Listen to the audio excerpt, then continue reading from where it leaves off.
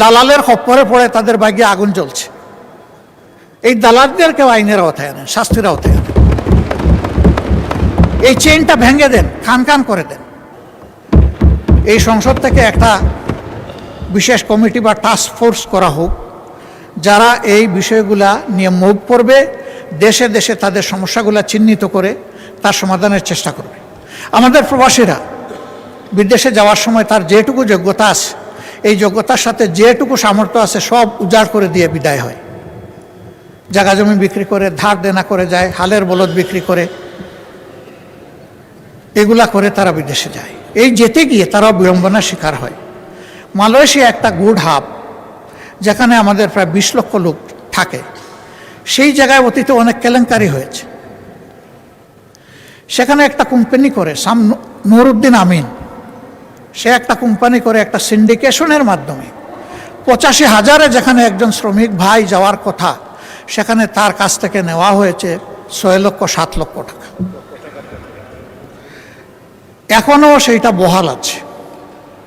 আমি এই গণতান্ত্রিক সরকারকে অনুরোধ করব, হাত দেন, ভেঙে দেন সিন্ডিকেট, খুলে দেন দুয়ার, চলে যাক শ্রমিক মাত্র 85,000 টাকায়।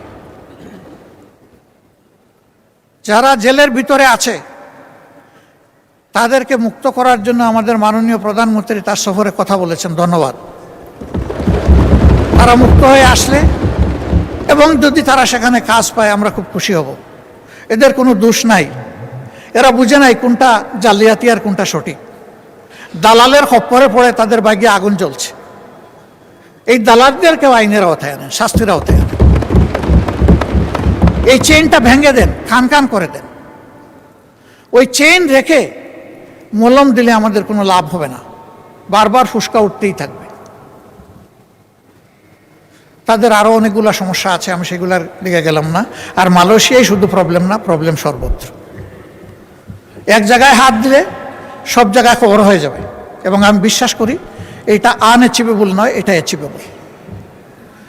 এখানে দরকার সদিচ্ছা আর কঠোর পদক্ষেপ।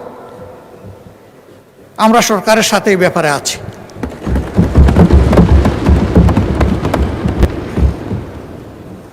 এই প্রবাসীরা আমাদের সম্পদ, তাদেরকে যেন আমরা যথাযথ সম্মান করতে পারি। আমি আবারও বলবো, গত সেশনে যে এই সেশনে যে ফ্রুটফুল ডিসকাশন হয়েছে, এর ভিত্তিতে কিছু একটা করেন, তাদের আস্থা ফিরে আসুক।